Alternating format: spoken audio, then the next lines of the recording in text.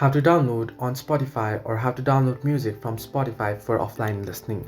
Hello everybody, welcome back to the channel. Today I'll guide you on how you can download on Spotify or download music from Spotify for listening offline. Now the process is actually quite simple. Simply open up the Spotify app here and you'll get an interface like this. Now what you'll need to know is you'll need to have the premium on Spotify or the premium account in order to be able to download and listen songs offline. Simply tap on the premium option that you can see at the very bottom right corner of your screen, and there you'll be able to get premium. Simply tap on get premium and you'll be able to get premium for your individual account.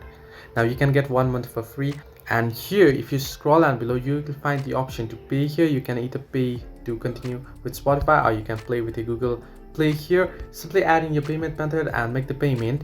And now once you get the premium here, if you scroll down below here you can see why join premium, and there you can see the very first option, download to listen offline without Wi-Fi. So you'll need to have premium in order to download and listen songs offline while you're not connected to the internet. Now once you have got the premium, what you can do is head into your home here and search in for the song or select the album that you want to listen to offline, and at the very top once you open up the album here you can see the download option there. Simply tap on download and the album will get downloaded.